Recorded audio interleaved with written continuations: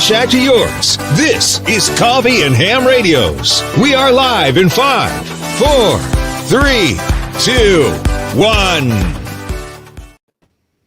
Welcome back, everybody. This is Steve KM9G, and we're doing Coffee and Ham Radios on this fabulous, fantastic Sunday morning. I got about 4 inches of snow last night. Had to take the youngest out for her first drive in the snow. That was fun. And I was thinking, it's kind of been, what's it called? It's kind of been, I don't know, I guess a premonition, a precognition. Like, this would be a good time to have a 2-meter handheld and a good community of hams and a nice repeater in the area in case there's anything that gets stuck. And I mean, I'm sure that the cell phone towers will work fine, but it'd probably be easier to go, hey, is anybody out there on the 2-meter repeater than it would be to, wake my wife up and ask her to come rescue me, because we all know how that goes. Right, you could be shepherd to lost sheep, anybody with their ears on. Yeah. Good morning, Abe. How you doing? I'm doing well. Had leftover pizza for breakfast, so that's always a good way to start the day, right? Yeah, you go to sleep with cold pizza and cold beer and warm pizza, and you wake up with warm beer and cold pizza, and they're both good. That's right. It's like peanut butter and chocolate. Yes, it's just as good as chocolate and peanut butter. But no, everything seems to be going pretty good. Now, you were talking about the snow up there. Any work? Do you have to do any shoveling or anything like that, or are you just gonna let nature take care of it? Let nature take its course. No, so snow up here is different. I mean, I grew up in Maryland just like you, and we get 3 inches of snow every 4 years, like cumulative. So it's either we get 3 inches of snow on one day every 4 years, or we get 3 inches of snow spread out over 4 years. And people don't know how to drive, and it's a different kind of snow out there than it is out here. So the further north you get, the powdery. It gets the powdery stuff, right? Yeah, we got 4 inches of snow last night. I went out, cleaned the car off, put it in reverse, drove, quarter mile down the driveway to get out to the main road. The main road wasn't plowed. Drove the 30 minutes into the workplace, and no problems. You drive a little slower, but it's fine. It's a different kind of snow out here, and this is a front-wheel drive car with 200,000 miles on it and bald tires on the rear, and yeah, I mean there's better cars to drive for sure, but it's a different world out here. Well, I always like watching when you don't want to see anybody suffer, and you don't want to see anybody get hurt, but I love when you get snow in places that don't typically get snow, and then everybody loses their mind on the TV, like Texas. It's an apocalyptic event. So we haven't talked to Chuck this morning. Chuck, how are you doing? He was talking a lot before the stream, that's for sure. Yeah. I got told that when I was down with Jason, but when I was on the stream the other night, I was very quiet. I went out and tested some antennas yesterday. This time change is killing me because my dogs like to get up early if I'm home, and they think 6 o'clock now is 5 o'clock. So, or 5 o'clock they think 5 o'clock is 6 o'clock. So it's crazy. It seems like I'm not getting any sleep, but who knows? I'm all right. Just hanging out. My wife and my daughter and the kids all went down to visit my son and his family, and I stayed home and babysat the dogs, and just me and the dogs here the last couple of days. So it was quiet. Well, semi-quiet. The dogs are kind of noisy at times. Are you far enough north to get any snow there, Chuck? I've lived here for 35, 40 some years, maybe 40, somewhere in there. And we've had snow like 2 times. And it's like an inch, and it's gone within an hour. But I am a couple hours from the snow. So I can hit this. I can hit the ocean in an hour. Probably hit snow in 2 hours. Pretty much. Well, when you and Dude had your bromance, you guys got some snow. Yeah, when I finally put that, Dude.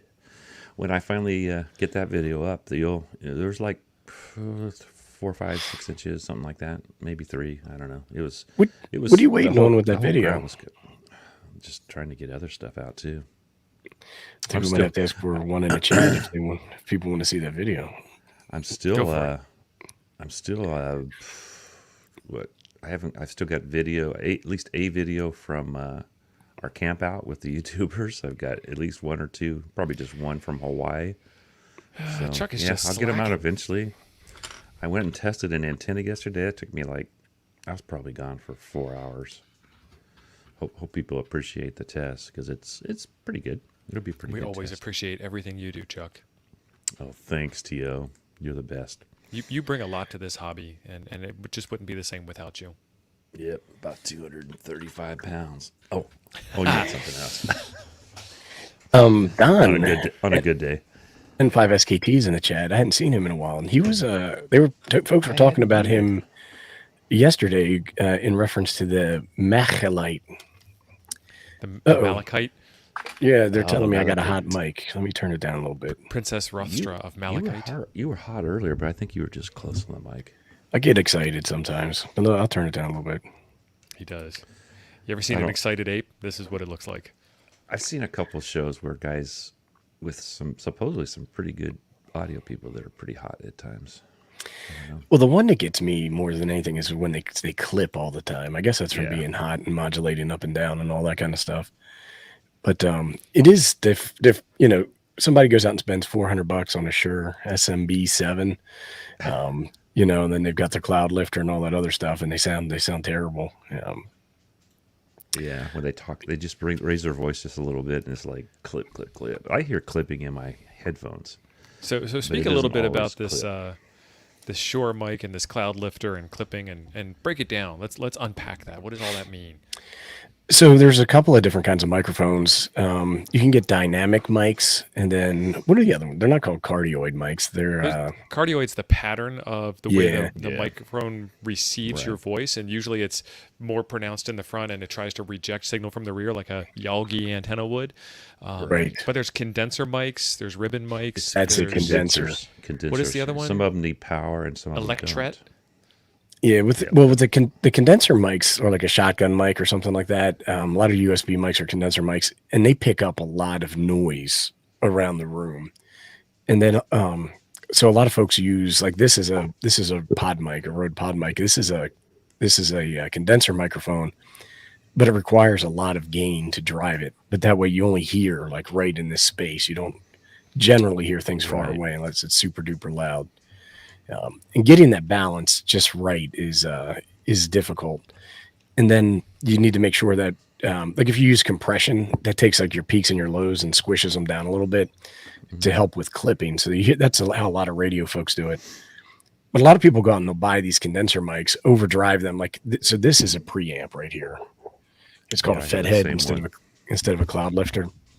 Yeah, and this ad boosts 25 dB a gain, and then I get like around 30 dB a gain I'm using a Focusrite audio interface, and it works reasonably well. I'm pretty happy with it. I was actually mic shopping the other day. I was looking at microphones, but Where are you? the one I was looking at is like $300, and I'm just like, I don't feel like I've got a $300 problem to solve. Like I think I could do better with my audio, but I don't $300 is going to make a material difference, I think is what they call that in the industry. And it's just not going to do it. A difference that makes no difference is no difference. Right. So say we all. Yeah, so I just have a cheap little USB mic. It seems to do okay for where I'm at with this. But speaking of microphones, I have a video on my channel, and it's very interesting.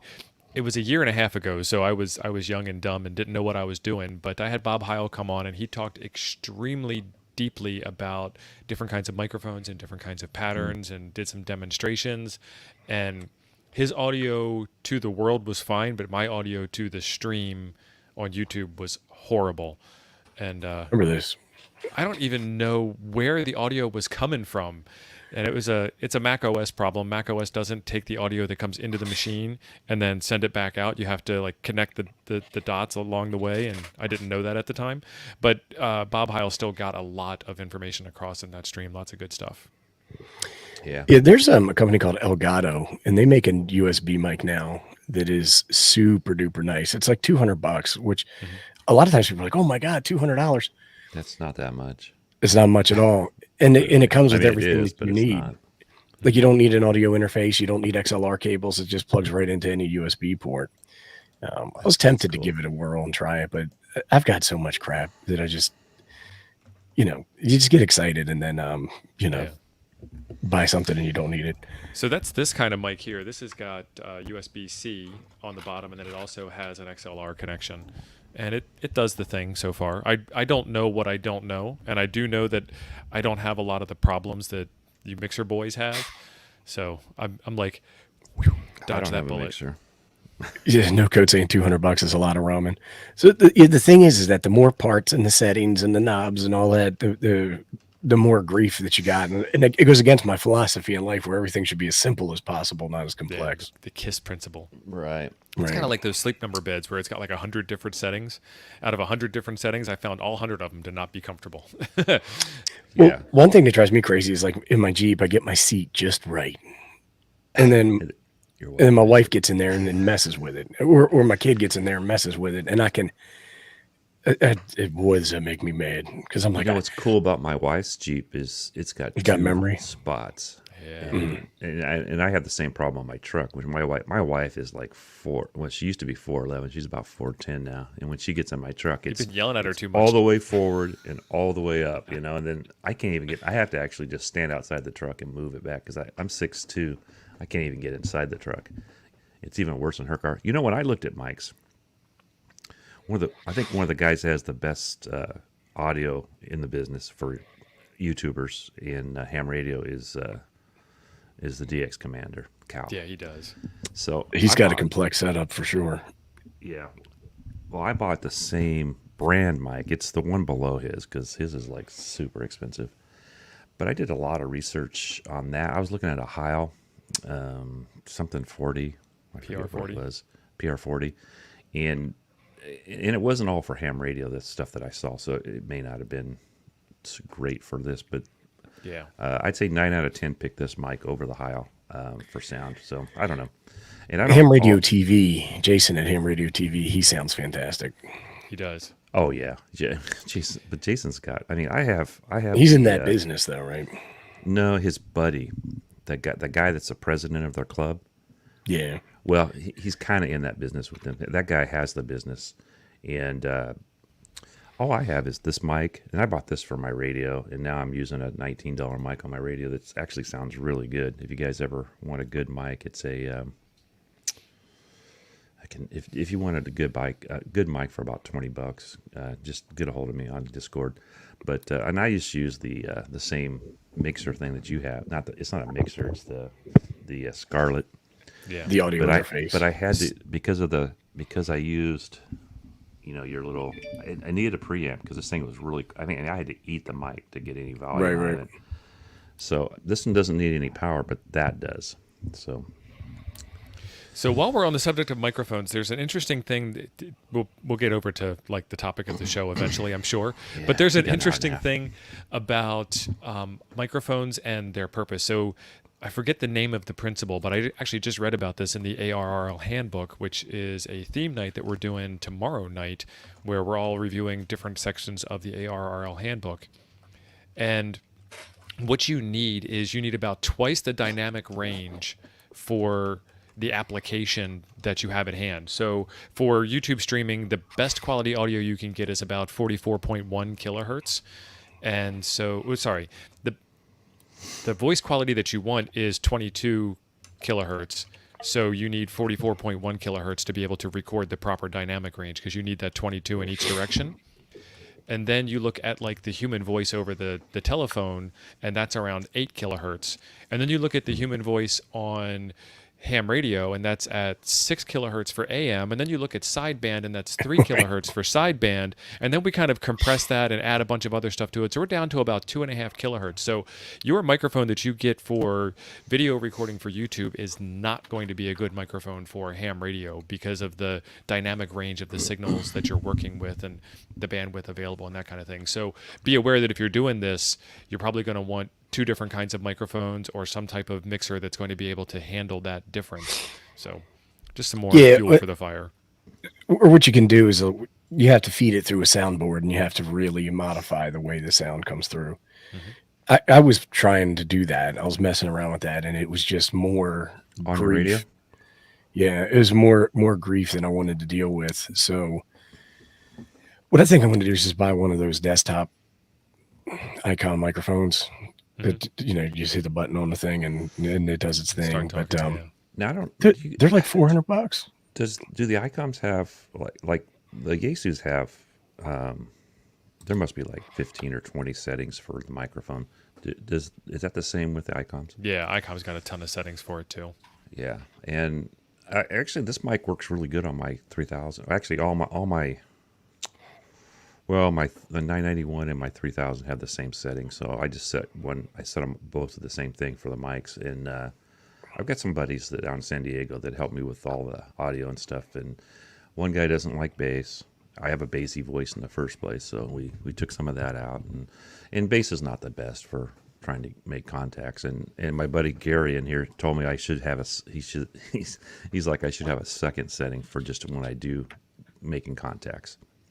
That's more like the guys that contest. You know how they always have that weird sound to them. But a lot of times what folks will do is you make it you add your treble, you juice the treble so you sound real tinny and break through. And I had a guy tell me on my Allocation one day, we're talking a 10-watt radio, and he's like, "That thing's really sharp." Yeah, like, "Thank you. That's exactly how I wanted it, because 10 watts, I wanted to break through stuff." And he didn't understand. And my buddy actually, he goes, "Tell you the truth, Chuck, it sounds pretty good. I don't care what he's like. I don't care what that guy said. It sounds really good anyhow." But so Jim has an interesting question. And so, do you want a condenser or a dynamic mic for the radio? The answer to that, Jim, is no. You want an argument. This is ham radio. Right. It depends on the radio too, because Icoms use different microphones than Yaesus. You guys use a what is it? What's it called? Tio said earlier. Cardioid. Yours is powered, not cardioid. It wasn't that condenser. Condenser. No, that's not the word either. Dynamic. Electret. Nope. I'm just gonna start throwing words at you. Yeah, that's Eventually, the one. We'll get one. And I think the Allocation uses the same thing too. So just depends. Well, but just to belabor the point a little bit. So the headset that I was using for a long time broke. The hinge broke on it. So I had this spare Tascam headset. It came with the mixer that I bought. So it was no problem. I just threw the other one out and opened the box, wired these up, and then I was back on. But I want to get a new set of the head cans, and it's the same thing with mics. So when people look at microphones, everybody's like, "Well, you need to get Heil," and I think that people are just label shopping there. I'm not saying that Heil doesn't make awesome stuff, and I don't say he's not awesome himself. But do I really need to spend all of that to get a decent set of cans? And the other one is like, I use wired headsets. I don't use Bluetooth, because then with the Bluetooth, then I got to worry about charging them and all that other stuff. I tried it one time, and they don't work good with radio. I mean, there's like interference, and it was an old set of Bluetooth. Well, you need like an adapter that goes like a TRS plug to Bluetooth adapter that needs to keep. You need to keep that charged, and you need to keep your headset charged too. There's extra noise in there too, I think. Well, I got a big old Toroid on this because I get a little extra noise in this cable. Abe's always talking about his roids. Right. That's those infeds. But whenever I ask somebody, I'm like, "What headset should I get?" They're like, "Oh, you need to get the Heil, 2942s."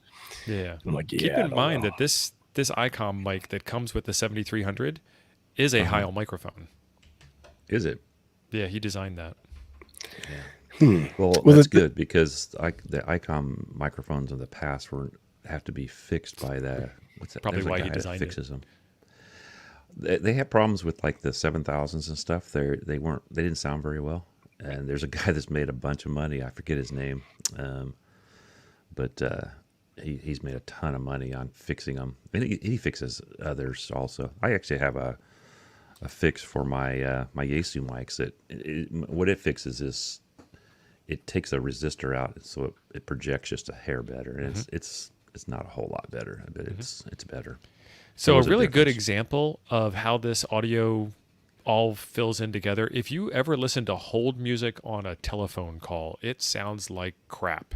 And that's because telephone audio is really specialized for the human voice and not specialized for the dynamic range of music. And you can just tell right away that it's just...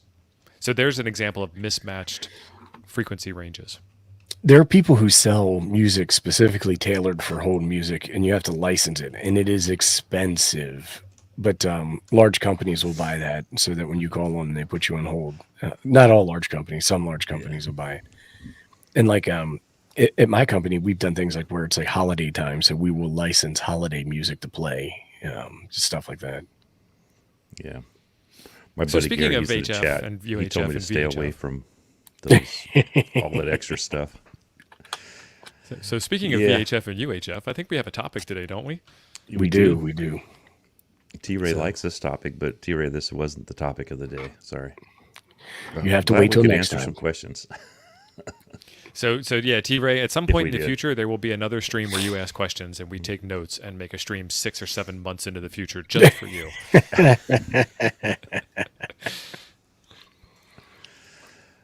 All right. So, Well, what do you got to say about UHF and VHF there, Tito? I think before we do that, we got to have people put a 1 in the chat so we can do shout outs this morning. We do that. A ham radio dude's not here keeping me in line for that. But while that's coming in, yeah, so I have plenty of UHF and VHF radios here, and there are 2 repeaters here. One of them is far enough away that I can not really relate to anything that's going on with them, and the one that's close in, well, we took it off the air a couple of months ago. It went through a tornado, and the antenna was compromised, and it may have only been transmitting on the coax running up to the antenna, and nobody knows, and we're not allowed to climb the tower, and so many other political problems that came into the mix. And every time you'd key up on the repeater, get off this repeater unless it's an emergency. This repeater's compromised. Don't be ruining this repeater. It's like, okay, I feel welcome here. So there's not a lot of 2-meter activity in my area. And Who's doing these shout outs today?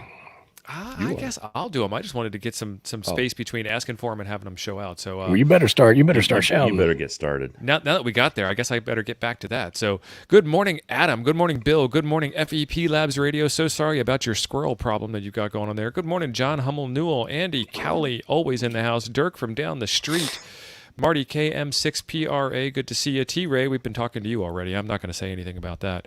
Brian Lionel, Plasma, No Code, Gaming Ham, Marvin, Tim Keller, Greg, David Hill, Roger McKeon, K0BKO, Brian. That seems like a new one. Welcome. Yep. Phil Muth, welcome. Michael, Andrew, Dan Martin. See, I can do this. Tim Stat, Plasma coming back with a different one. Don always being hyper specific, but not accurate for some reason. I don't know how you could. How do you get the number 1 wrong, Don?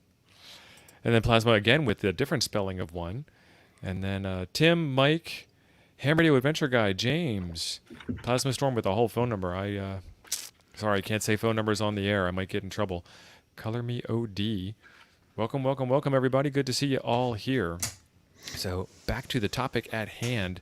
So what I was talking about is that I don't know a lot about VHF. This is actually a stream for me. I was hoping to pick Ape's brain about VHF and UHF and learned something from him. And he already sent me links in the chat, and he's got the soundboard wired up so we can listen to some British boys talking on the air. So I'm about to get schooled. Ape, you wanna where do you want to go with this? Let me bring up the screen share. Yeah, that's cool.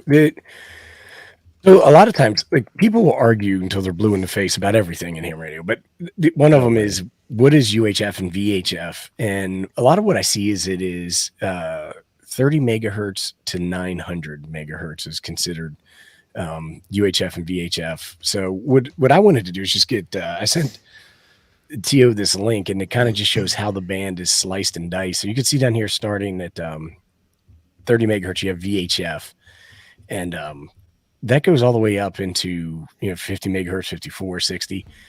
So when you talk about 6 meters is actually VHF. Now, some people will say that 10 meters is VHF and not technically HF, but that's 28 megahertz. So, you really just need to, I don't know if you need to pay attention to it or not, but so I just wanted to lay this out here. And what you see here is that, so from 30 to 50, you have your VHF low band. Then you have your amateur 6 meter band.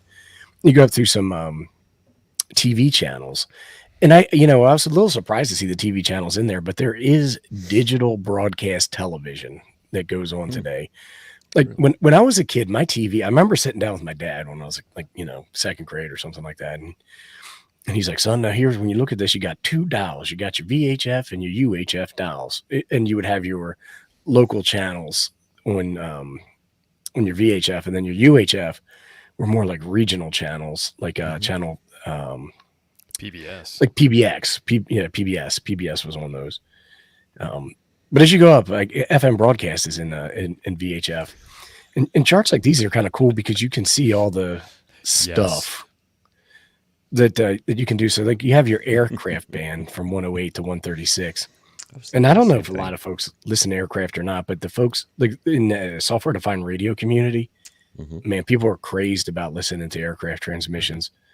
And that's AM broadcast. That's there's different modulation that gets used here. You can see you go up into military. There's a lot of people who love listening to military. Then you have your 2-meter band. So all the purple is ham radio. I thought TV channels were 6 meters. Well, TV channel 2 is right in that close to that 6-meter range. They got rid of UHF or VHF in TV, I think, though, didn't they? No, it's here. If you look at the bottom. Well, it's digital now, but it's still out there. You can actually do free TV on that stuff. But I thought one of them was discontinued. I don't know. So this 108 to 136 megahertz is also your local airport. So you'll hear local weather on that. You'll hear Cessnas flying overhead. You'll hear tower conditions, landing conditions, all that kind of stuff on that 108 to 136. So like I think it's 122.50 in my area. I've never seen it, but John's asking if that's the Squid Game lady in the corner. Like everybody talks about this new TV show called The Squid Game. I really have no idea what it is, but I don't know what it is. John's cutting edge, man. It's all the latest craze with the kids these days. With the TikToks. Yeah. Right. When they're saying that she's the Baofang lady. No, that's my personal assistant. She's just here to help in case we need anything. But anyhow, when you take a look at this, you can just see all the different slicing and dicing of UHF and VHF. There's some cellular on there. I don't believe that anybody's doing cellular in 800 megahertz range anymore. I don't think that's a thing. Maybe it is. It used to be, but I don't think it is now. John would actually probably be the one to answer that. Yeah, I think there's somewhere around 300 megahertz. Like 5G has got a couple of different frequency ranges. So when people say like 5G is going to fry your brain, I'm like, which one of the 5G signaling frequencies are you talking about? Because 300 megahertz is a 5G signaling frequency. I thought 3,000 hertz, like 3 gigahertz is where that is. And some of it. Some charts will sit there and tell you that that the UHF goes all the way up to 3 gigahertz. So I'm not an expert on that. I don't know, but in those areas of the radio spectrum, there's tons of stuff, as you can see. And then even for us hams, there's lots of things to do. So if you go to the ARRL /band plan, you can see I think there's a link there that shows the best practices guide, and it shows how as hams we agree to segment up 2 meters, 70 centimeters, and 220.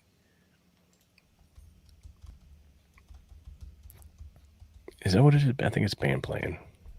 I did it with no hyphen. There we go, with the hyphen. Yeah, band plan. Yeah, so there you go. If you scroll down, like go down to like 2 meters or whatever. And then this shows all the different things that folks are doing. And this is a really handy place to go if you want to just explore. Like as a technician, there's tons of stuff that you can do. And if you just want to explore. So like you see 14 or 144 to 144.05. That's Earth, Moon, Earth CW that folks do. I'm not suggesting beginners do that, but then you go into general CW, weak signals, EME, weak signal, SSB. And then you see your calling frequencies, propagation frequencies, and you can just go through here and see different things that are happening in the 2 meter space. And then what you can do, John says 5G in the US is running 600, 700, 850, 1900, and some 2 gigahertz and 3 gigahertz band operating. So I told you he was the guy. Yeah, so like 5G is 5th generation, not 5 gigahertz. Right. So it's a set of frequencies that it can be operated on. Yeah. Which 5G is frying your brain? But even when you take a look at this chart, there's even further breakdowns than this of like where you would want to put your hotspot frequencies, for example, so you don't mess with satellite transmissions or anything like that. Awesome. So this is pretty cool. And then if you scroll down, you can see 440. There's the 220, same thing, and then 440. So like if you were going to set up like a hotspot for your DMR or for your Yaesu system fusion, like you would stay out of 435 to 438 because that's satellite communications, and you wouldn't want to mess with that. Does that make sense, everybody? Yeah, for sure. Yeah. And then Chuck, you do a bunch of sideband stuff on 2 meters, 70 centimeters, right? I do. Not so much 70, just 2, mainly 2 meter. We have a weakly net. It's called the Bozo net. The owner of M Squared Antennas runs it most of the time, and he's in Fresno, which is a little over 100 miles from me. I have a hard time. I can get him from my house, but I live in if Dew was here, he could tell you, I live in a valley, and 2 meters not the greatest here. But if I go on the hill, which is like a couple hundred feet above where I live, I can take my little, that antenna that I just built, the 7 dB for $7.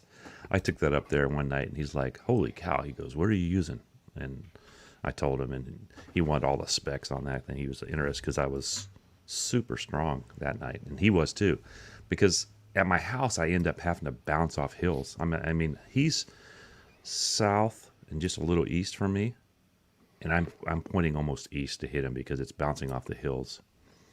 But sideband is that, and that's why I like the radios like the 991, the 705, the 7100, the 857, the 7000s, all those radios, especially the ones with 100 watts. They're usually 50 watts on 2 meter. At least the Yaesus are, except for the 705 is only 5 watts, I think, actually on 2 meter. But you can cover. You get on a hill, you can cover some major distance. I was up in Vacaville, which is another 15, 20 miles up that road, and I caught Chuck, who is the owner of M Squared. I was talking to Derek. You guys all know Derek from the 2 meter crew, and I go, yes, that's 5 watts, and all of a sudden Chuck pops in. He's like, Mike, I forget his name. He goes, I can hear your 5 watts. I was 5 watts to Fresno, which was about 130 miles. So, but I was on 11. I was on 11 element antenna, which is not very big for 2 meter. So yeah, it can be a lot of fun, guys.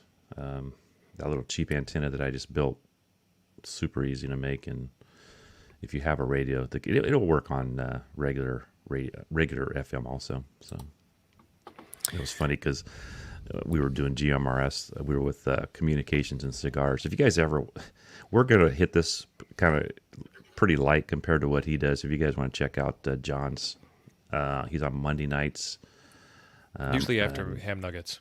Yeah, after ham nuggets. And 8 Central. He goes deep into it. I'm learning a lot watching that. I'm like, Hey Chuck, email John the link. Email John the link. For the show. He's in the chat. See if he wants to join in. No pressure, John. Sure. No pressure. Right, John. So, Tom's got a good question for us before I get that screen for you, Ape. Are there dedicated simplex frequencies for digital modes like C4 FM, which would be Yaesu, or DMR in 2 meter and 70 centimeter? The short answer is any simplex FM frequency you can do point to point, like you and I can have a simplex conversation, and then you can have a regular repeater conversation inside of the repeater range, which is a DMR or a fusion repeater. So these things that you're talking about, C4 FM and DMR, are modes, as you stated in your sentence there, and those modes ride on top of a carrier mode frequency of like FM or something along those lines. So like FM versus AM is A mode, and then C4 FM and DMR is a sub mode that runs on top of that using the same modulation. It's just digital noise instead of human voice. So anywhere you can run FM, you can run C4 FM or DMR, and then your repeater might support it or not. The other thing kind of cool on C4 FM is the guys are using it on 10 meters, and there any other band than that. There's some legality things you have to really look into it. And one of these days, this is Fred. Sit down with Fred. Yeah, so I pulled this up just to help answer Tom's question. So like what you don't want to do is you don't want to go into 4652 and start keying up in DMR, right? Like that's going to get somebody upset for sure. I mean, they get upset when you just use FM on that frequency sometimes. But so what they do have here is that there are some frequencies here, both 2 meter, 70 centimeter for C4 FM or for DMR. And you can use these if you wanted to call or talk to your buddies. Now, if you're going to be talking to your buddies a lot, then I would poke around and find an open frequency where you're not chewing it up. If you are in a spot that does a lot of DMR. So a buddy of mine, he has a DMR base station. He's got the Anytone mobile rig at his house. I cannot remember the name of the radio. And his wife has one in a car. And then he uses a forward and repeat feature from his hotspot. I don't know exactly how he does it. So he walks around the house with a DMR HT and he talks into that, hits the hotspot. Hotspot relays it to his mobile, which then forwards and repeats it to his wife when she's driving home. And they do it all in DMR and have reasonably private conversations doing that. It's pretty neat. One other thing I was going to come down here and say that here it is right here. By convention, the 2 meter D star simplex frequency is 145,670. I'm not sure why theirs is different or not, but it is. You know why it's different. Well, it's because it's ICOM. But these are the ones. And what I'll do is I'll just drop this into the chat real quick so everybody can get a copy of it.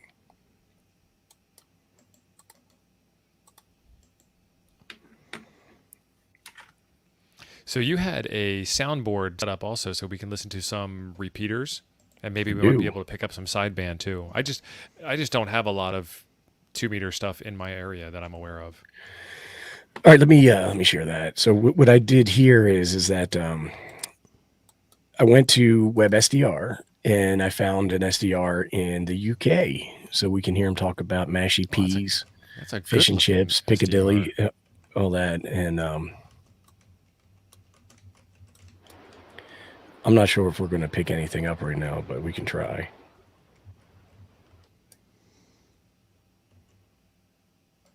I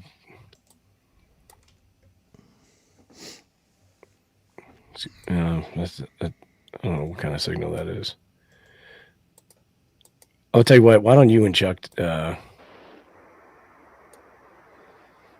can switch bands. Let me go to... Oh, look at this. Morning, John. Morning. While Abe's figuring that out, we'll take you and put you up on center screen and get you to say hello to everybody. How are you doing this morning? This is a digital mode. Yeah. So everybody who's missing digital, that just decoded for you there. So, good morning. Hey, John. Good morning. Morning, John. I want to go ahead and say you guys did an excellent episode yesterday about which like radio to use, like if you're looking at handhelds and bases and everything like that on there. Awesome. I think that's a big thing, especially coming up around Christmas time. People are going to ask those questions and stuff like that.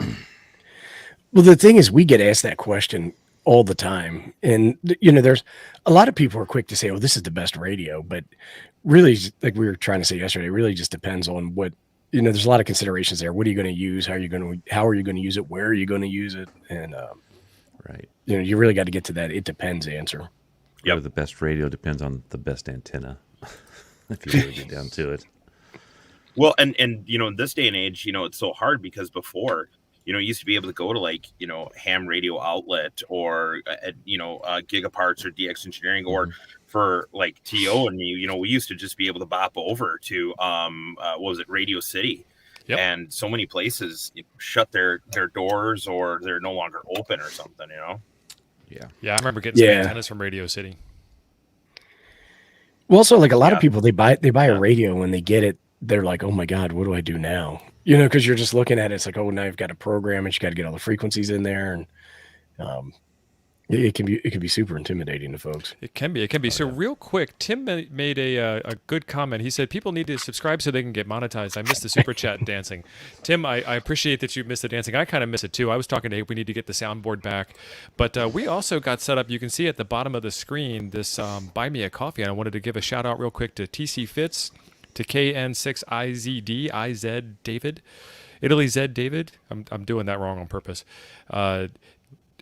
Dopa yeah, I'm gonna get that wrong. Dopa Vhezu. Andrew, thank you. Philip Muth and FEP Labs Jim Perry taken out from the Squirrel Fund. So thank you, fellers, for supporting, and we'll get back to the show. Back to it. So, John, where are you headed this morning? You're hanging out in the car there. I'm hanging out. I'm playing a Paramagic shift. As I joke around with people, what is Paramagic stuff? It's taking this and going quah. So you're healed. Yeah. So it's nice. We're nothing. It's I'm not gonna say the Q word, but it's magic hands. Yes.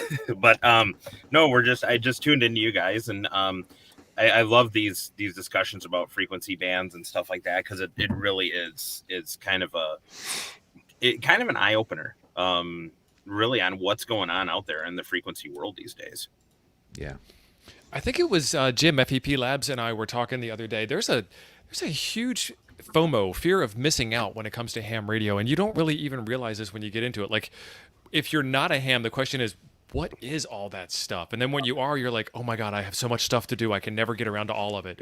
And I've got a 705 sitting on my desk next to my screen at work, and I can't even turn it on because there's so much that you can do with that radio. Especially, I've got it hooked up to the DX Commander, which will do 2 meter and 70 centimeter. So I can listen to everything from 70 centimeter down to 160 with a tuner. And I'm like, I got to get some work done today. So, yeah, there's a lot of stuff you can do out there. Don't let him kid you. About what? About working? Oh, yeah. Aren't my you at boss work might right be now? watching. My boss might be watching. Right. She might go for boots too, right? What's that? I said she might be cleaning the boots too. Oh, yeah. Yeah, I don't know if you heard, but she just came in the door and walked past. She's like, the front door to the house is right there, which is why there's that light, extra light there, and then she just walked straight through. It's right off camera. I thought that was hair highlight light for your hair there. Exactly. Nope, that's the front door. See all that light wash out? Yeah. Behind the scenes. We could probably pull up a repeater book and kind of take a look at that. So people can take a look at how to awesome asset to 2 meters and 70 centimeters, FM and fusion, D-Star, everything. So John was joining in because he was really going deep on some of the different frequencies for broadcast television and why they got all moved around, and right. Enter repeater book. Wow, this is like the start. So yeah, a lot of that stuff. If you're a scanner listener, I know you guys were talking about the spectrum and stuff like that. A lot of that has undergone a lot of change. I would say as kind of an overall aspect. With I think Don was in there too in the comments and saying, he works for a company that they're experimenting. Yeah, we're looking at 5G services, up in the gigs of gigs now on there, and so much has changed on there. I mean, I remember back in the 90s. I mean, we topped out at 800 megahertz, maybe. For and maybe 900 megahertz at for scanner listening and looking at band spectrum. And now we're easily going into the gigahertz range and trying to expand on that. But at least you hit it on the head, Tio. I got to say that, because I've heard so many people, it's like, oh, it's 5 gigahertz. No, it's not 5 gigahertz. It's 5th generation. And yeah, unfortunately I think we're kind of losing that standard on there. But VHF, obviously UHF for us in the ham band is where it's at. Hey, look at this repeater I found on Repeater Book. Oh, hey. God, That's I in know that guy. YSF Digital Enabled. Talk about that for a second, John. What's this YSF Digital Enabled for the folks at home? So YSF is kind of that short nomenclature for Yaesu System Fusion. So the nice part about it is that, and I've heard people talk about it, we're in that infancy right now, really, as an amateur community on digital voice. And with that being said, it's kind of an aspect of repeaters, especially on Repeater Book, can list the different digital modes that are on there. Yaesu System of Fusion is just one of really, if we take a look at it, 5, and I'll put it this way, 5 of the commercial modes out there. And I say it carefully with commercial modes because they're done by manufacturing on there. So Yaesu System Fusion is obviously one of them. This is obviously my repeater that I'm trusting on here for our Aries Races group located in Hudson, Wisconsin. And we have it mixed mode enabled, which is nice because people can come through, use analog, and if they want to then switch over to Yaesu System Fusion Digital, they can go ahead and switch over to it. But Repeater Book out there is obviously very nice. Repeater Book is actually, I think sometimes Repeater Book is more, how can you say it, more truthful. Was that a good way to put it? I don't know. More truthful about what? Yeah. Well, but I guess more truthful in honesty of like the actual frequencies. Is it on the air? Is it off the air? You know, because we, lots of different, coordination bodies published our record. But the problem then is that it's listed on paper, but there's a lot of paper repeaters that are out there. There is. There's lots of them that are listed that just the repeaters aren't there. They aren't active, right? Yeah. Yep. So Joe Brett says that it's all managed by the people. So if there's something you see that's wrong, then submit a request and it will get changed. And there's coordinated and uncoordinated repeaters. But real quick, John, when you're on a Fusion enabled repeater and you're on analog mode and somebody keys up in digital, what do the analog people hear? They will, it depends on how the repeater is set up. So if it's true what they call AMS, which is automatic mode select, they'll go ahead and they'll hear the digital hash, because whatever comes into the repeater is what the repeater will repeat out. So if it comes in digital, it will go out digital. If it comes in analog, it will go out analog. But if the repeater is set up, the repeater sometimes will allow for cross modulation, meaning you can go in analog or digital and then be forced out into either analog only or digital only. Hey, John, I was talking to a guy the other day, and what he was telling me about his local repeater, it's a System Fusion repeater, is that they have a PL tone on the out for digital, and they don't have a PL out for analog. So any digital traffic that comes into the repeater, in order to hear that, you have to have a PL enabled, but not, I think this is what he was saying, but not, so that way analog users can use it as well. Is that something that you've seen or heard about, or am I saying that incorrectly? No, you are. What it is that digital, obviously, whether in regards to what we're talking, whether it be Fusion, DMR, P25, whatever, they're ones and zeros, right? So PL and DPL, or CTCSs and DCS, are strictly waveforms. They're embedded into the actual analog signal. So what happens now is that people who are running mixed mode repeaters, and these are becoming more and more popular. I know one repeater going online, beta version, that is, for me at least, we're looking at doing a multi-mode repeater where we would have actual multiple digital formats in one repeater. And so you key up in that format and go. But for the analog users, since PL and DPL are not in the digital format, if they have that on their radio, they will not hear the digital hash. So that's the nice part about it. So if you have a repeater running a PL or CTCSS tone or DCS, whatever, however you want to call it, if they have that on there, when a digital signal will come in, they won't hear that kind of annoying noise. They would just see activity on there. They can hit the monitor button or squelch button. They would hear it, but then they're not going to hear it constantly without some more sort of intervention. So a lot of people are doing it that way. Okay, so you're saying PL on the out for analog then. I had it backwards. Okay. Correct. Yep. And it's confusing because people say PL for the receive, but that's like when we talk about repeaters, and especially like an admin side, it's the input, right? Yeah. Are you talking about the output of the repeater or the input of the radio, or how, Right. So if you hear digital hash on your analog radio on the repeater, you should probably talk to your club and get that fixed, is what I'm hearing. Yeah. Because there is a solution. Yeah, it is, and it's just kind of starting to turn into proper repeater operating practice. It's just like put the PL tones out there. I mean, radios that are made within the last 20 years, they all have standardized, CTCSS decode in the radio or DCS decode.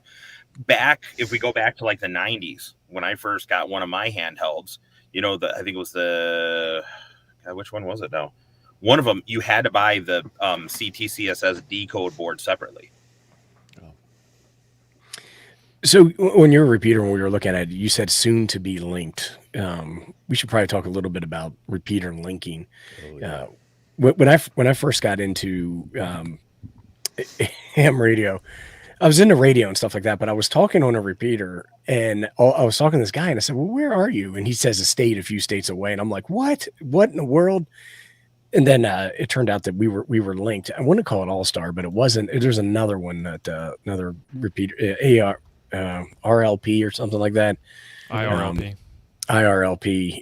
linking that they were using.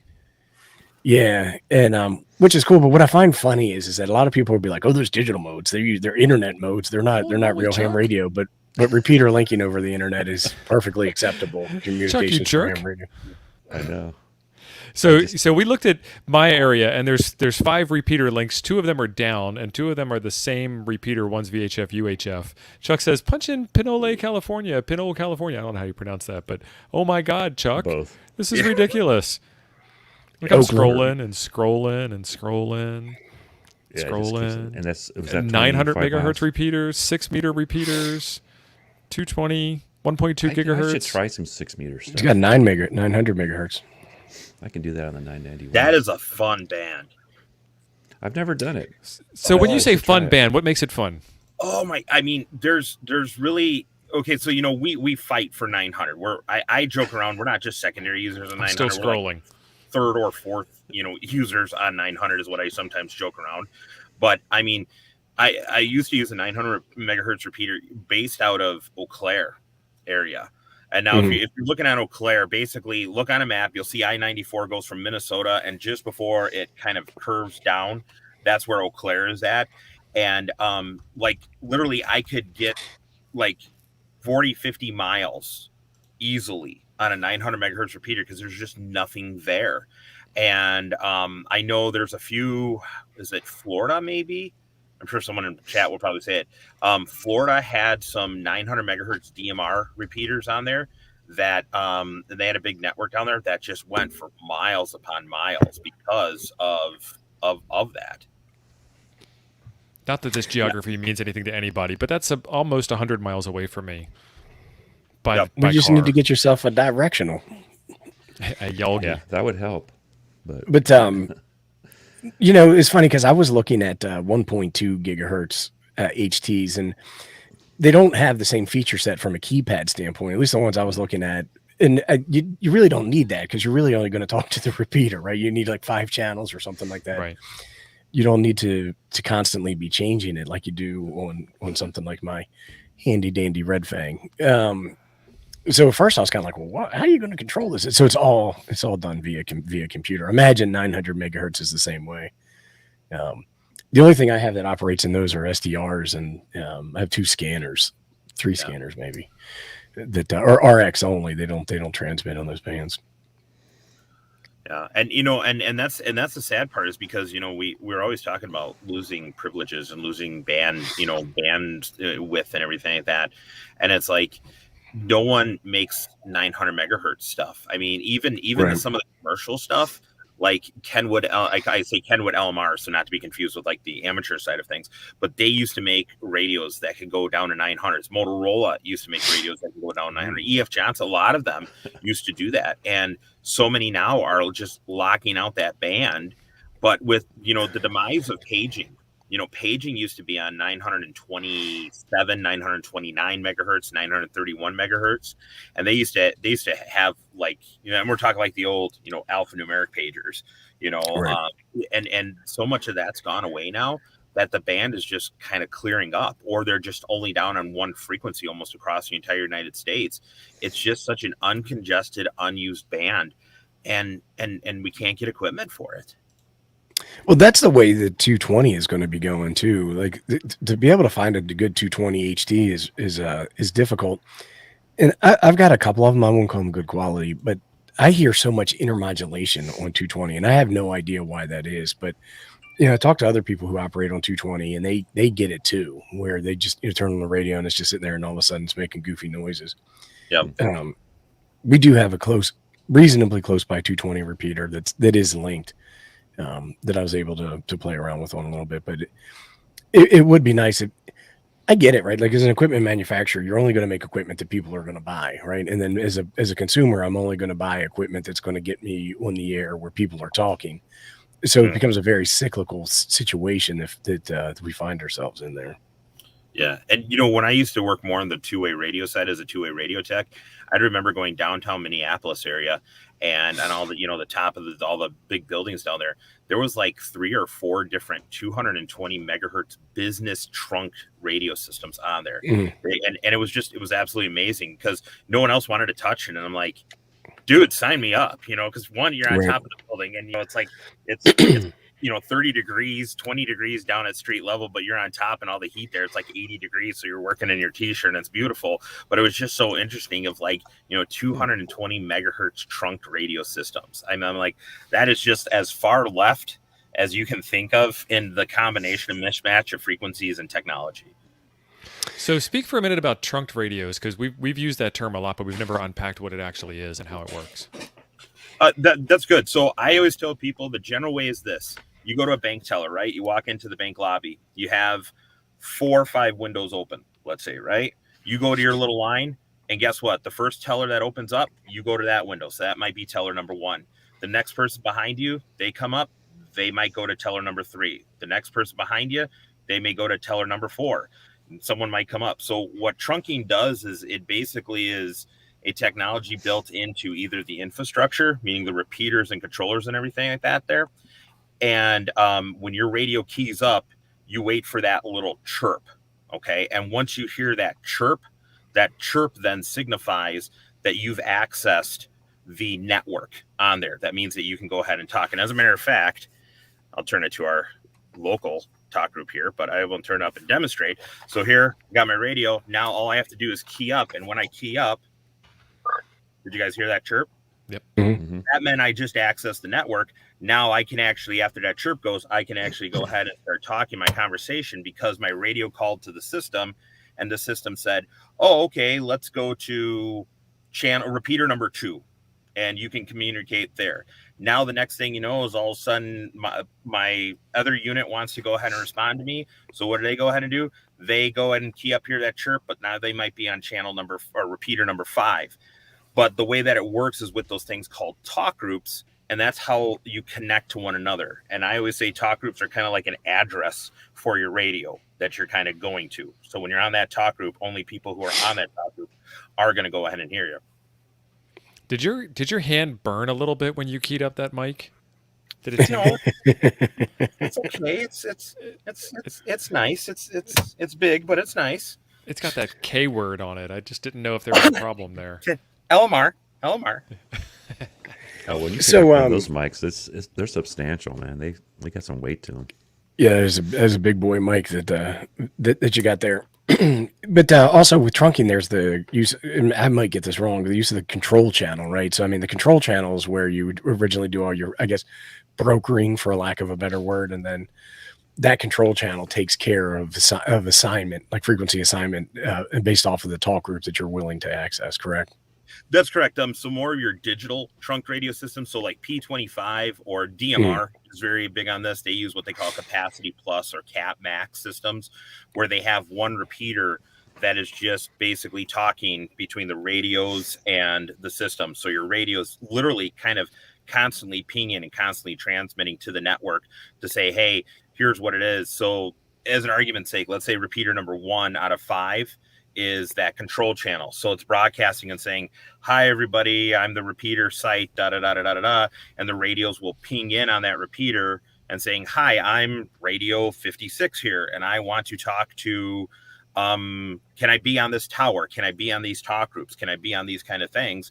And then the system will say, yeah, you can sit here and wait until assignment. So then someone keys up on that talk group. Instantly, that control channel is going ahead and sending out everybody listening to this talk group, switch to this repeater channel for the voice. And that's where a lot of these new scanners are coming out. They have what they call control channel scanning, where you don't need to program in all the frequencies. You just sit on that one, and then the scanner will listen to the talk group you have programmed into it. And then it will say, oh, go to this voice channel. Right. So like with SDR, a lot of people do trunk P25 trunk decryption or decoding on that, and a lot of times you need to use two SDRs, one to monitor the control channel so you can get all those updates, and then the other one to know which frequencies to go. Yeah, somebody said that in the chat the other day, yesterday. Yeah, there's ways to get around that depending upon what you're doing. The other thing I was going to mention is that so like when I got a scanner, I bought my scanner before I bought my ham radios, and I bought a P25 digital trunking scanner. And when I was looking at them, they were like $500, and then if I wanted to get a phase 2, they were like $750.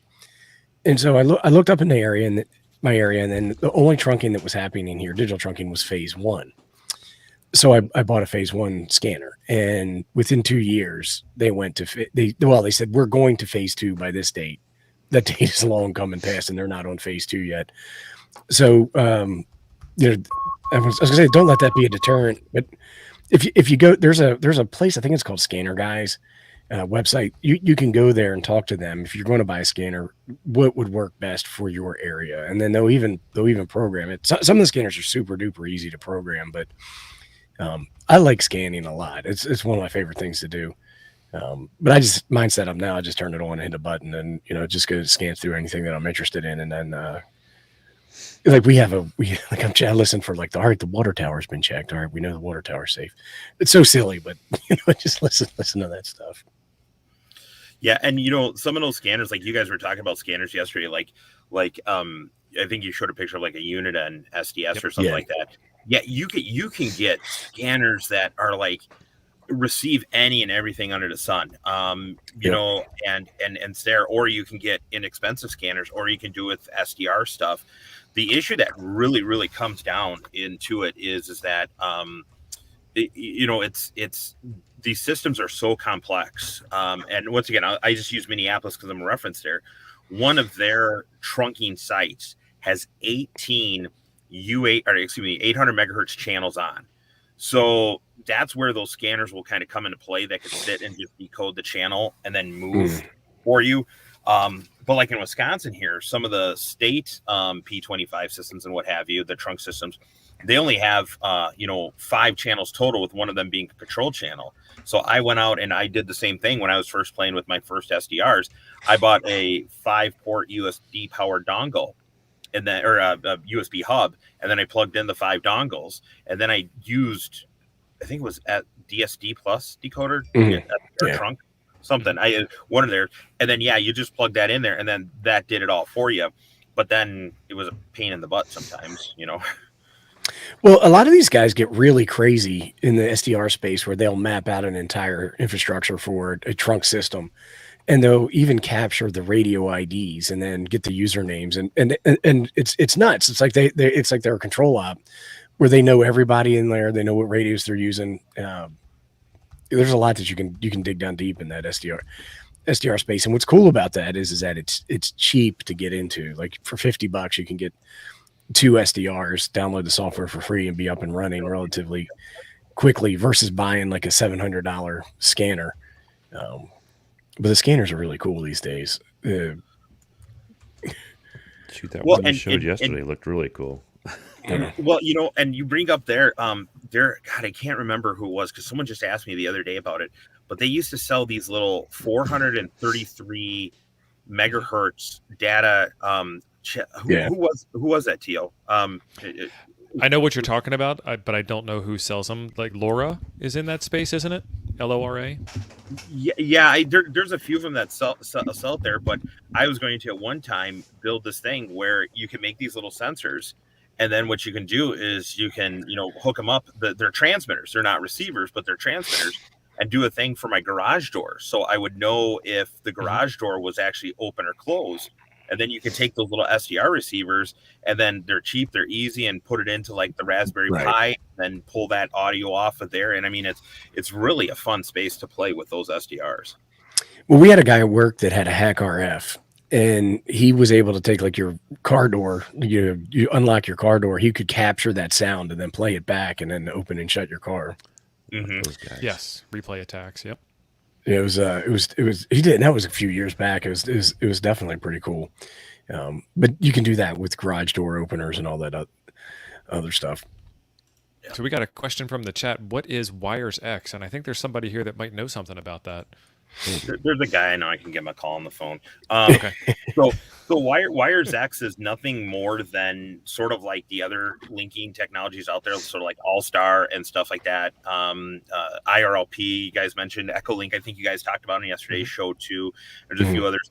So basically, what you're doing is you're taking a RF signal of some sort. When Wires X case, it could either be a system fusion or an analog signal, and then basically taking what we call a donor radio, and that donor radio is connected to a computer, and then it basically converts it into the simplest terms of ones and zeros, sends it down a network to other rooms or stuff like that on there, and then they can proceed from there. But What's all bad that news, racket, John? guys. Well, thanks for joining us, John. We Glad you appreciate got your it. No time. problem. Thanks for having on me here and stuff like that. Sorry I got to run, but it was great. You guys do a good job. Thanks for doing this, and we'll talk to you guys later. Yep, take care, man. Anytime, John. All right, see ya. So So John's he's in gotta an do the ambulance needful. today, and he's got to go do the needful. That's right. It sounded like there was a call that came in over the radio there, and I don't know why they do it, but they do the same thing up here. He's down in St. Croix County, which is one county south of mine, and in Polk County, where I live, they don't allow you to sit in the station. You have to sit in the ambulance itself, and like out in the parking lot. I don't know why. Why they used to. Here we had AMR, American Medical something. I don't know. The company that runs the and ambulances. They used to have houses, but they found that it's just faster if they make them sit in it. Because there's that like at the firehouse you had that. You're supposed to try and be out by a minute or so. Bear was in there eating chili and all that stuff, right? Well, yeah, that's all we did most of the time. Play cards and eat some chili and some, we had those chili cook-offs. We had to run those things, all that stuff, So John runs a channel called Communications and Cigars, and that has a show on Monday nights at 8 p.m. Central, right after Ham Nuggets, which is on Coffee and Ham Radio's channel. Tomorrow, Jason KM4ACK and I are going to go over WinLink. So we're going to do a live WinLink demonstration. The only thing that I've already done for WinLink for the show tomorrow is got my WinLink email address sorted out. The rest of it is all like anybody's guess. Who knows what we're going to be able to do at 7 p.m. on a Monday night, but we'll figure something out. And John is like a walking encyclopedia on this stuff. In case you guys didn't figure, yeah. If you couldn't tell already, he's really into it. Well, I got to tell you, man, he does know he should be a plumber because he knows his shit, right? We're not monetized, so I can say that. Shit. Yes.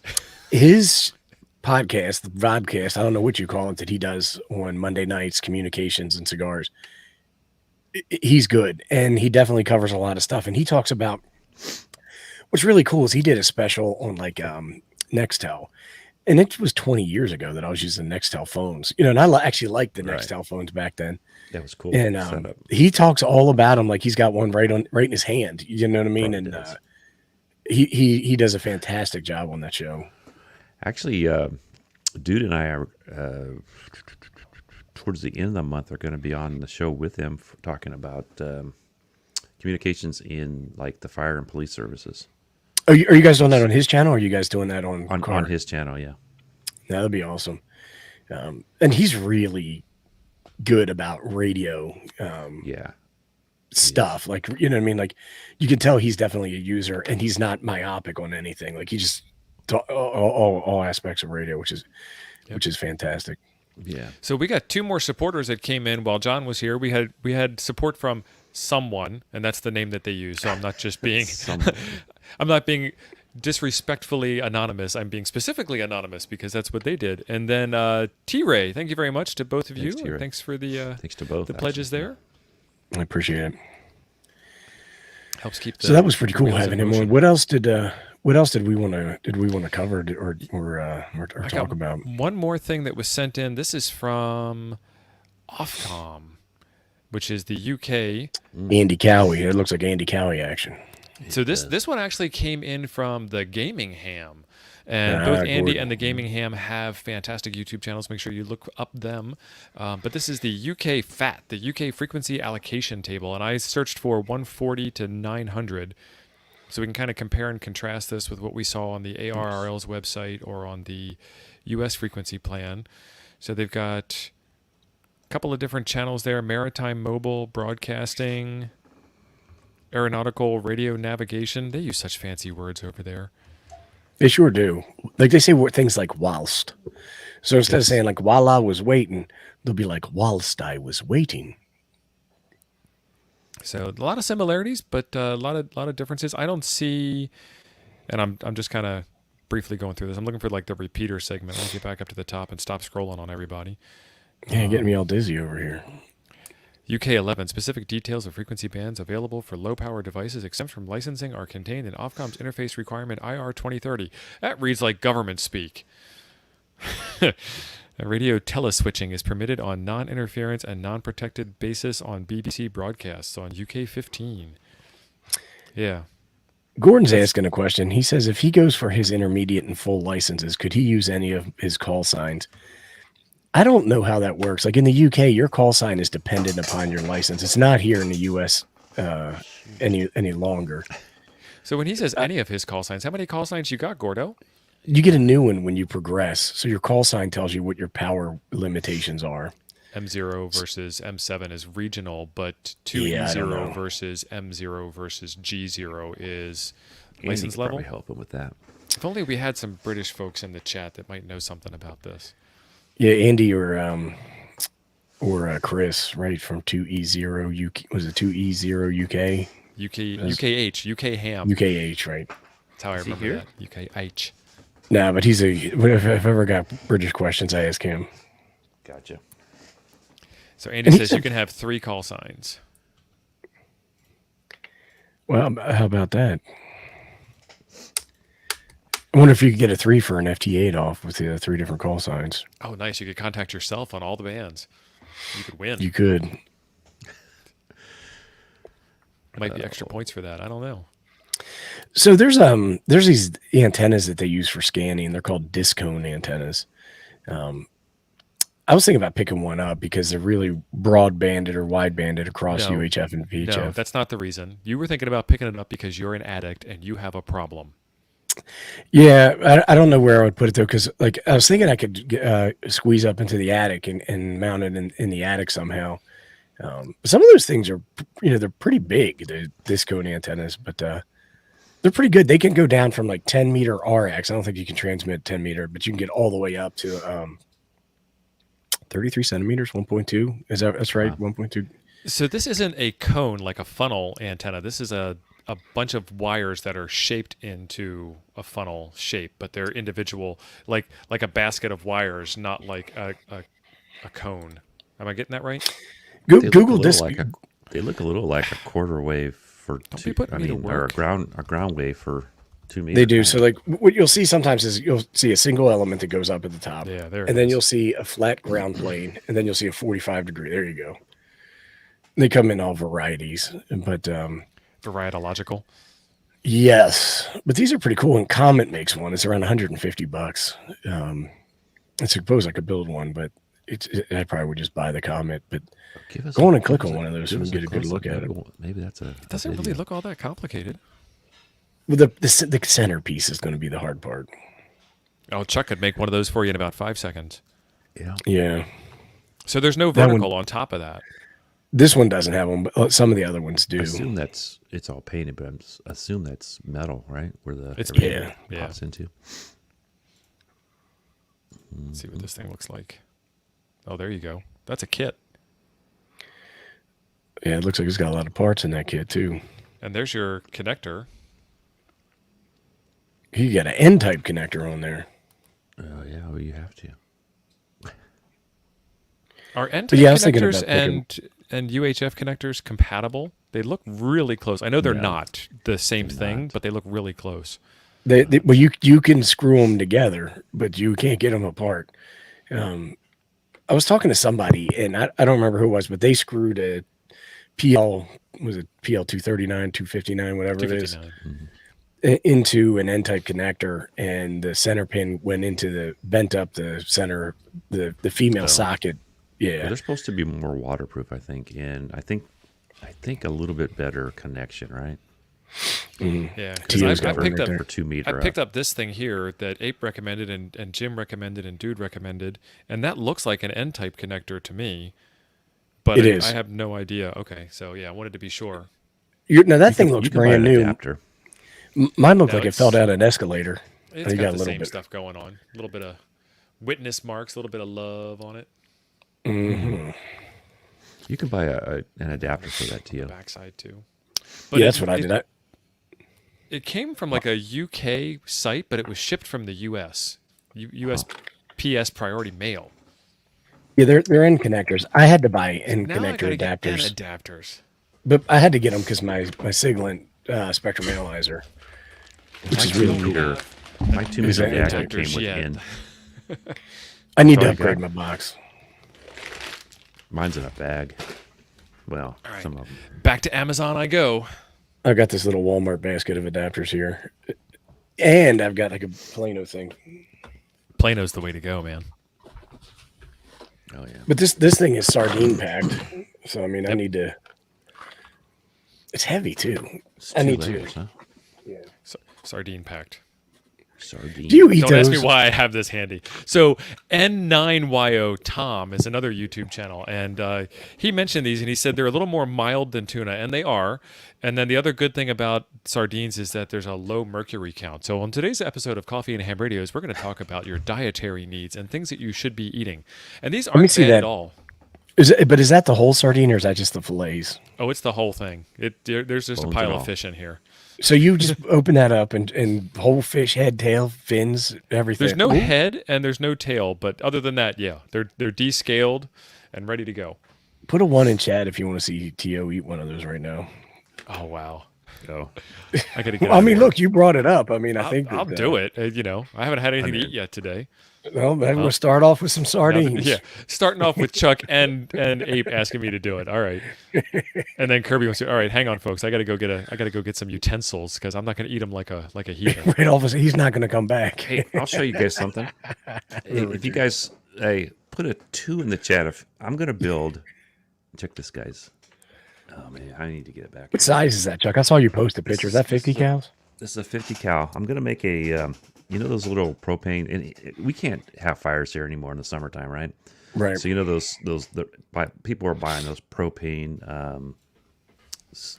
fireplaces you can take camping with you. I'm gonna make it in that. I got it off. Some guy already makes them and sells them, but he's like 6 months out or something. So I was like, Well, I you can put make a that. burner and some gravel in there or something like that. You know what he does is he just uses black pipe.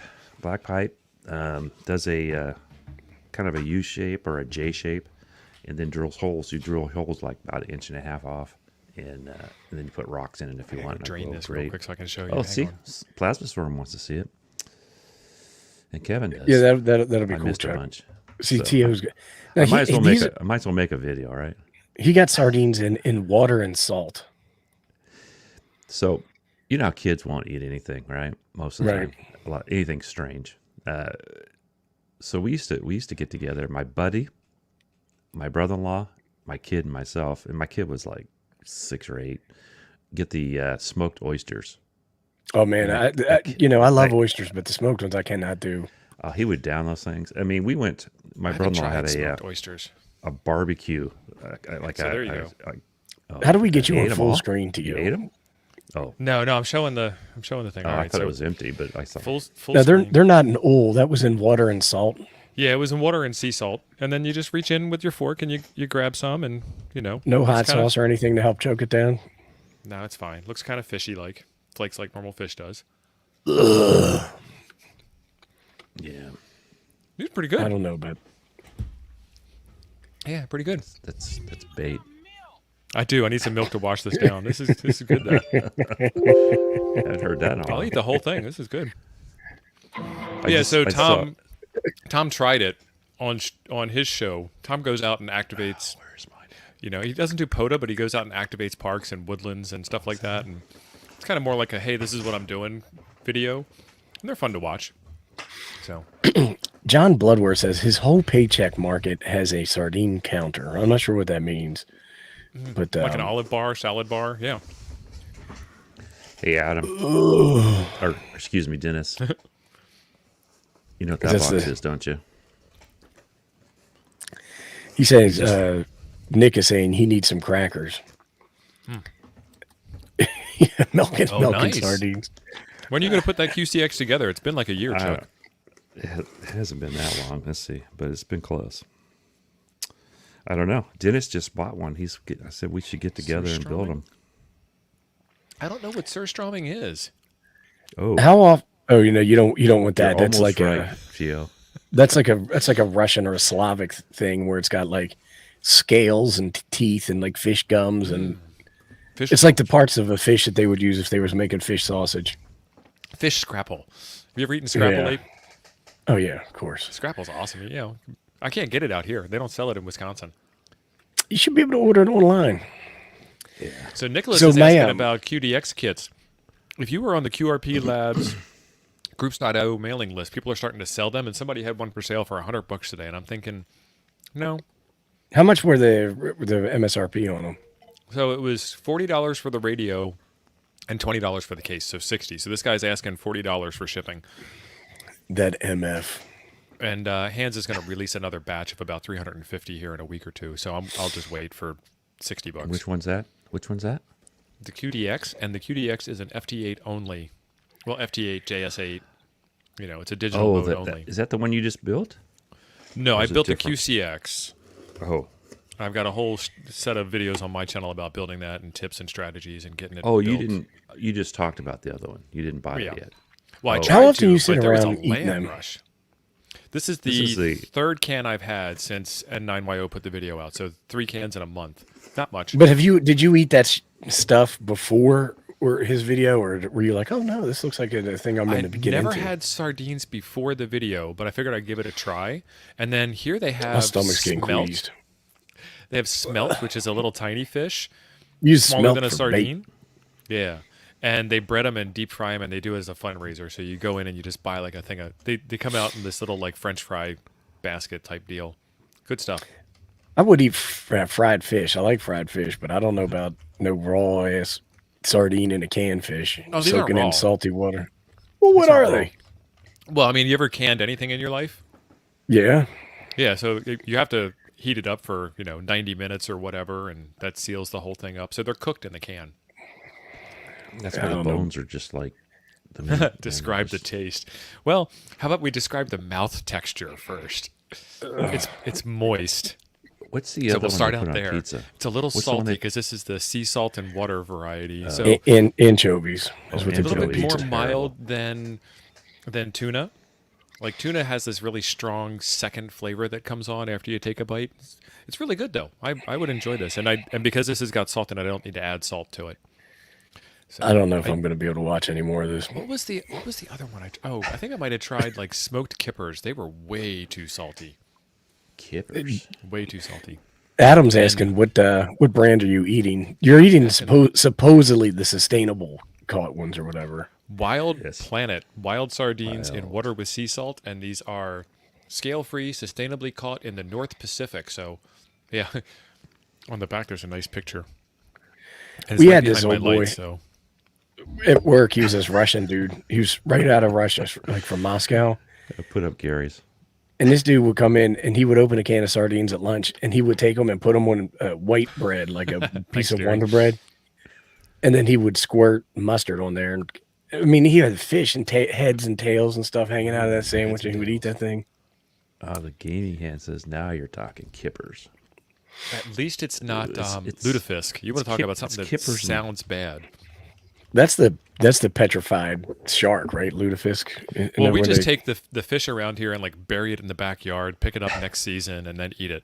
Ugh. the Swedes do scares that. me. They take these sharks and they hang them up outside and they let them sit there till the next year or whatever, and they go back and pick at them. That's a breakfast dish of herring. And they ain't a Today breakfast on dish here. I can Sardines tell and you Ham that. Radio. Oh, I know what Abe's breakfast dish is, like a ribeye or something. Yeah.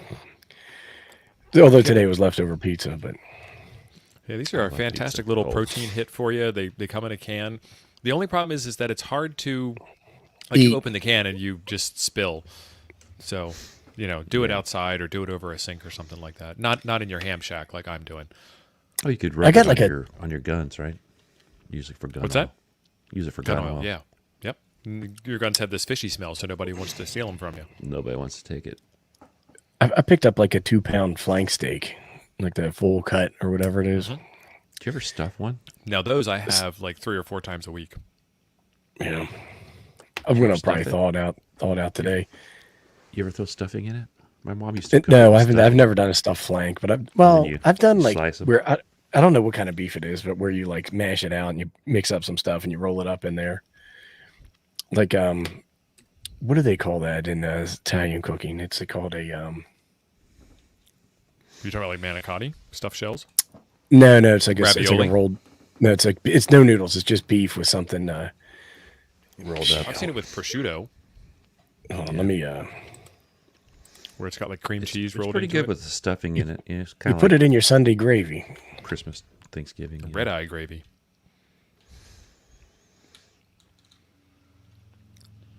Yeah, fish gravy scares me, by the way. Hey, was Dude's plate? Did that have macaroni on it this morning? Salad. He had I cottage don't know what cheese, he had going eggs, on and with that. something. Oh, I thought I had macaroni salad because that's kind of they do that in Hawaii. Uh-oh. You know what these noodles need? Mayonnaise. What are you looking for, Ape? He says meat roll up. Dan says. Yeah, it's I can't. Let's see. An Italian food with no noodles and no red sauce. That's just weird. Is that really Italian? And a little bit of garlic, right? Braciole, that's what it's called. It's a braciole. They put it in there. Those things are pretty good. But that might be a flank. I don't know. That's what got us on that whole conversation around that. So I take my flanks and I cut them into, depending on the shape of the flank, I'll usually get like 5 individual small steaks. I put a picture in Nom Noms the other day. They look like small steaks. And they're not terribly tough like a round steak or a sirloin is. I just toss them out on the grill with some spices on them. Comes out real good. And then I slice it really thin across the grain. Yeah, I get flank steaks where it's the whole flank cut up into like 4 or 5 steaks that are like 4 to 5 ounces each. Okay. Or in this case, I've got the whole flank. So I'll just take that whole flank out and grill it up real good. And There we go. Gordon's talking about jellied eels. We're all done. Good stuff. I would do that again. Not me. And I've got a pretty hearty appetite, but I don't know about a can of fish. Yeah. 45 I've never bucks tried getting this. queasy. I've never Go tried back to sardines. the FT8 off with Carlos having the veggie burger. You want to talk about queasy? I would eat that veggie burger in a second over no. those. So hang on a second. I'm not against veggie burgers, but go to Culver's website and look up Culver's veggie burger. First off, it's orange. Like no food should be orange. Right. Brian says he threw up in his mouth, and 45 Auto's got the queeze. Grilled calamari is fantastic, That's Gary. I some think good that stuff's stuff. great. Yeah, I like calamari. And same thing with raw oysters. I love raw oysters. SURSTR. Sir. Well, we're at about at that time, boys. Yeah, we are. So tomorrow night on Ham Nuggets, right? We got T.O. and Windlink. do you, and KM4ACK. And You did that pretty good. The thing I try to do is accent. I feel like I do it justice, but I talk fast, and Jason Right. does not talk fast. Well, Jason he's talks like slower than Chuck. right, Yeah. but he's funny though because he's like, "Hell, we talking Pat Windlink," and then he goes on. Yeah, I'm in the middle here with you guys. I mean, Yeah, so I want to say it's like KM4ACK, then K5YVY, then KK6USY, and like all the way on the other end is like dude and me. We're way out there. I spent almost a week with dude. Yeah, that guy doesn't stop. He does not. Well, he does. He hits at about 8 o'clock here. He hit that wall. Thump. Yeah, pretty much. I do that. I do too. Dennis has it right. ACK. All right, folks, it's been Also another very fantastic precise. morning for Coffee and Ham Radios. This was VHF, UHF, sardines, trunking, P25, Microphones. Headsets. microphone And jack. I'll just show them my newest print. I got this yesterday. And I just had to print another one. Yeah, this is the car tenor from yesterday. What's really cool. Let me see if I can get my phone. if you look at it, you can see it. You can see all the There we go. infill. It effervesces. If Chuck doesn't blind you with the light, it's pretty cool. Chuck, your camera wigged out when you shone the light into it. It got a I'm little sure it scared. did. No, I wasn't worried about the camera. All right, we'll see you all on the next one. Thanks for being awesome. Thanks for Thanks, being here, everybody. everyone. Thanks for the coffees.